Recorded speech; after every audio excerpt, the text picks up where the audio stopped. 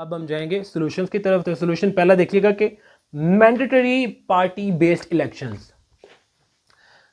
ये एक प्रॉब्लम था कि लोकल गवर्नमेंट मिलिट्री रूल्स के अंदर भी जो इलेक्शंस थे वो पार्टी बेस्ड नहीं होते थे, बल्कि मकामी लोगों को उठाया जाता था अपनी मिलिट्री रजीम की सपोर्ट के लिए। और उसके अलावा मिलिट्री रजीम के बाद भी 2008 ऑनवर्ड 13 और वहाँ उसके बाद 13 से ऑनवर्ड 19 के बाद अभी भी जो पार्टी बेस्ड इलेक्शंस है ना, वो किसी भी सूबे में प्रॉपरली एग्जिस्ट नहीं करते। ठीक है, पंजाब में तो लोकल गवर्नमेंट ही नहीं है, तो पार्टी बेस्ड इलेक्शन कहाँ से होंगे। तो सबसे पहला रिफॉर्म गवर्नमेंट को ये करना चाहिए कि वो जो इलेक्शंस हैं वो पार्टी बेस पर ही रखें। ठीक है, जब पॉलिटिकल पार्टीज़ के नुमाइंदे जब इलेक्शंस लड़ेंगे लोकल गवर्नमेंट के, तो उससे होगा ये कि लोकल जो प्रोविंशियल या ऊपर फेडरल गवर्नमेंट है वो लोकल गवर्नमेंट को अपना एनिमी नहीं समझेगी, और ना ही उसको एक जो लेगेसी समझेगी किसी मिलिट्री रजीम की, बल्कि उसे as a third tier of government ही डील करेगी।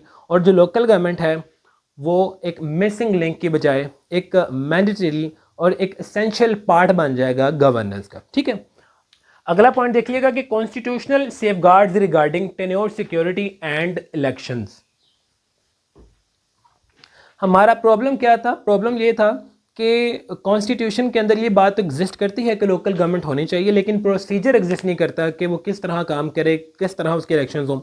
तो हम ये कह रहे हैं कि आप कॉन्स्टिट्यूशनल सेफगार्ड इंश्योर करवा दें। किस तरह इंश्योर करवाएं भाई? आप लोकल गवर्नमेंट जिस तरह नेशनल असम्बली और प्रोविंशियल असम्बलीज के इलेक्शंस होते हैं, डिज़ोल्व होने के 90 डेज़ के अंदर अंदर कॉन्स्टिट्यूशन बाउंड करता है स्टेट को कि आप इलेक्शंस करवाएं और नई असम्बली बनवाएं। इसी तरह लोकल बॉडीज़ के भी जैसे टेन्योर ख़त्म हो तो उस टेन्योर के 90 डेज़ के अंदर अंदर इलेक्शंस करवाए जाएं और लोकल बॉडीज़ को दोबारा तश्कील दिया जाए, दोबारा एक लोकल गवर्नमेंट जो है फॉर्म की जाए। ठीक है, इसके अलावा टेन्योर सिक्योरिटी इंश्योर इस तरह करवाई जाए कि प्रोविंशियल गवर्नमेंट्स हैं उनके पास कोई इख्तियार ना हो कि लोकल गवर्नमेंट को वो एटलीस्ट उसका जो टेन्योर है 4 साल का, 4 साल के अंदर अंदर कम से कम लोकल गवर्नमेंट को वो डिज़ोल्व ना कर सके, और जो डिस्क्रिशनरी पावर्स हैं प्रोविंशियल गवर्नमेंट के पास वो ले ली जाए। उससे क्या होगा? उससे लोकल गवर्नमेंट का जो स्पिरिट है ऑब्वियसली वो इंश्योर होगा, और लोकल गवर्नमेंट पाकिस्तान का जो गवर्नेंस स्ट्रक्चर है उसका एक सॉलिड एंड कंक्रीट पार्ट बन जाएगा।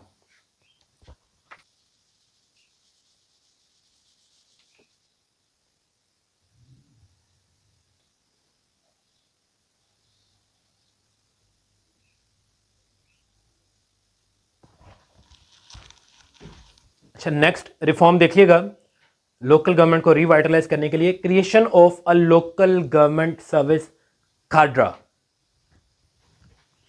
अच्छा, वर्ड देखिए, this is cadre, this is not cadre. अक्सर टीचर भी इसे गलत पढ़ते हैं। ये काड्रा है, CADR। आपकी स्क्रीन पे इस वक्त 2 वर्ड नजर आ रहे हैं, एक है GENRE, this is called genre, this is not genre. इसको भी गलत प्रोनाउंस करते हैं लोग। तो this is genre and CADRE, this is cadre. अच्छा, अपने पॉइंट पे वापस आते हैं कि creation of a local government service cadre, capacity building ensure करने के लिए, कैपेसिटी बिल्डिंग के लिए लोकल गवर्नमेंट की पाकिस्तान में स्टेट को चाहिए कि एक लोकल गवर्नमेंट सर्विस को क्रिएट कर दें। वो कैसे होगा? जिस तरह प्रोविंशियल मैनेजमेंट सर्विस एग्जिस्ट करती है, जिस तरह federal public service commission exist करता है, ठीक है, और वहाँ से कंपेटिटिव एग्ज़ाम्स के थ्रू लोगों की हायरिंग होती है, इसी तरह लोकल गवर्नमेंट के लिए भी एक local government professional local government service create की जा सकती है, जहाँ पर एटलीस्ट जो फोकस होगा वो म्यूनिसिपल सर्विसेज की तरफ होगा। म्यूनिसिपल जो फंक्शंस हैं जो लोकल गवर्नमेंट परफॉर्म करती है, फोकस उनके ऊपर होगा। तो लोकल गवर्नमेंट जो है वो उसकी कैपेसिटी इन्हांस होगी और लोकल गवर्नमेंट अपने फंक्शंस प्रॉपरली परफॉर्म कर सकेगी। उससे क्या होगा? उससे गवर्नेंस स्ट्रक्चर इंप्रूव होगा पाकिस्तान का। ठीक है, अच्छा, फोर्थ पॉइंट देखिएगा कि mandatory social inclusivity by breaking the elite capture. अब देखें कि जो सोशल इंक्लूजन है वो आपको पता है कि नहीं हो रही थी। क्यों? क्योंकि एलीट कैप्चर की वजह से। अब एलीट कैप्चर को हमने ख़त्म करना है। वो किस तरह होगा?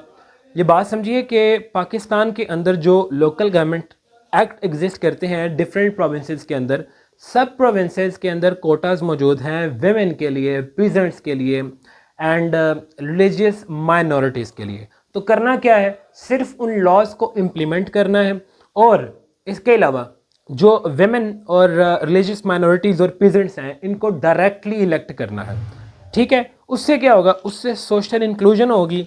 जब सोशल इंक्लूजन इंश्योर होगी तो सर्विस डिलीवरी इंप्रूव होगी, सर्विस डिलीवरी इंप्रूव होगी लोकल गवर्नमेंट की, तो गवर्नेंस ऑटोमेटिकली इंप्रूव होगी। ठीक हो गया। नेक्स्ट पॉइंट देखिएगा कि इंश्योर जेन्युइन फिस्कल डिसेंट्रलाइजेशन। अब आपको पता है कि गवर्नमेंट को वर्क करने के लिए, लोकल गवर्नमेंट को वर्क करने के लिए फंड्स की ज़रूरत होती है, और फंड्स से डेवलपमेंट होती है, और जब फंड्स ही नहीं होंगे तो डेवलपमेंट भी नहीं होगी और ना ही लोकल गवर्नमेंट रन करेगी। तो हमें जेन्युइन फिस्कल डिसेंट्रलाइजेशन चाहिए। जो हमारी प्रोविंशियल फाइनेंस कमीशन जो वर्क नहीं कर रही उसको रिफॉर्म करने की ज़रूरत है, और उसमें एक डिफाइंड परसेंटेज हमें चाहिए एलोकेशन ऑफ फिस्कल रिसोर्सेज की from province to local government. वो कैसे होती है, हमें केरला का, हमारे पास केरला इसे कहते हैं, केरला लोकल गवर्नमेंट इंडिया के अंदर एक स्टेट है, वहाँ पे केरला की लोकल गवर्नमेंट ने पीपल प्लान कैंपेन स्टार्ट किया था 1996 के अंदर। इस कैंपेन को यूज़ करते हुए केरला की गवर्नमेंट ने 35 to 40% जो रिसोर्सेज थे वो इंश्योर करवाए कि वो स्टेट से लोकल गवर्नमेंट की तरफ जाए। उससे जो वहाँ की लोकल गवर्नमेंट है, आज अब देखें कि केरला की जो लोकल गवर्नमेंट है इंडिया के अंदर, उसको एज ए मॉडल दुनिया में पढ़ाया जा रहा है। इवन पाकिस्तान में भी जो गवर्नेंस का सब्जेक्ट है CSS में, उसके अंदर एक बाकायदा टॉपिक है केरला के लोकल गवर्नमेंट का, तो वो हम पढ़ते हैं, और वो एज ए मॉडल उसे पढ़ा जाता है कि इसे किस तरह इससे हम लेसन्स लर्न कर सकते हैं और पाकिस्तान की गवर्नेंस को इम्प्रूव कर सकते हैं। तो मैंने आपको बता दिया एक उसमें से लेसन कि वहाँ पे 40% इंटाइटल्ड, गारंटीड इंटाइटल्ड मैकेनिज्म है फिस्कल रिसोर्सेज का। ठीक है, तो वो हम यहाँ से सीख सकते हैं और हम भी इंश्योर करवा सकते हैं ताकि हमारी लोकल गवर्नमेंट इंप्रूव हो। 6 पॉइंट देखिएगा कि administrative autonomy of local governments vis-a-vis bureaucracy. देखें, हम ये चाह रहे हैं कि पाकिस्तान के अंदर लोकल गवर्नमेंट को रिवाइटलाइज किया जाए ताकि गवर्नेंस इंप्रूव हो। तो उसके लिए हमें लोकल गवर्नमेंट की ऑटोनॉमी को इंश्योर करना पड़ेगा। वो क्यों ज़रूरी है, क्योंकि हमें पता है कि जो ब्यूरोक्रेसी है उसका स्ट्रॉन्ग होल्ड आज भी एग्जिस्ट करता है जिस तरह कॉलोनियल रूल में एग्जिस्ट करता था। तो हमें जो लोकल गवर्नमेंट है उसके रोल को सुपीरियर बनाना है, उसके रोल को इन्हांस करना है। वो कैसे होगा, देखें जो प्रेसिडेंट मुशर्रफ हैं उन्होंने अपने 2001 के डेवल्यूशन प्लान में ब्यूरोक्रेसी को लोकल गवर्नमेंट के मातहत बना दिया था, सबऑर्डिनेट बना दिया था। जो DCO का ऑफिस है, district coordination officer, he was made reporting to the नाज़िम्स ऑफिस, द मेयर्स ऑफिस। ठीक है, तो इस तरह उन्होंने लोकल गवर्नमेंट का जो एक इलेक्टेड ऑफिस है, एक इलेक्टेड बॉडी है, एक डेमोक्रेटिक इंस्टीट्यूशन है, उसके रोल को सुपीरियर कर दिया था। हम आज भी उसको इम्प्लीमेंट करके लोकल गवर्नमेंट की पावर्स को इन्हांस कर सकते हैं, और उससे क्या होगा, उससे हमारी गवर्नेंस इंप्रूव होगी, जो ग्रास रूट्स डेमोक्रेटिक इंस्टीट्यूशन है वो इंप्रूव होगा। लास्ट पॉइंट देखिएगा कि institutionalisation of local planning and participatory governance.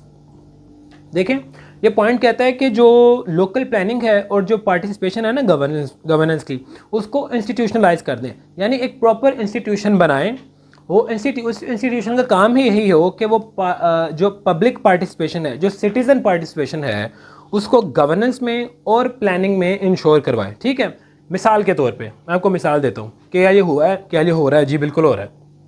Porto Allegri city है ब्राज़ील के अंदर, वहाँ पे लोकल गवर्नमेंट ने पार्टिसिपेटरी बजट का जो मैकेनिज़्म है वो इंश्योर करवाया हुआ है। सिटीजन्स पार्टिसिपेट करते हैं और वो देखते हैं कि म्यूनिसिपल फंड्स कहाँ एलोकेट होने हैं, वो सिटीजन्स की विल के मुताबिक होते हैं। उससे क्या होता है, ऑब्वियसली उससे ट्रांसपेरेंसी इंप्रूव होती है, लोगों को पता है कि फंड्स भी आ चुके हैं, बजट भी आ चुका है, बजट भी उनके सामने होता है और उनकी मर्ज़ी से एलोकेट हो जाता है। ट्रांसपेरेंसी इंप्रूव हुई, सर्विस डिलीवरी इंप्रूव हुई, तो वहाँ पे क्या होता है, वहाँ पे गवर्नेंस इंप्रूव हो जाती है।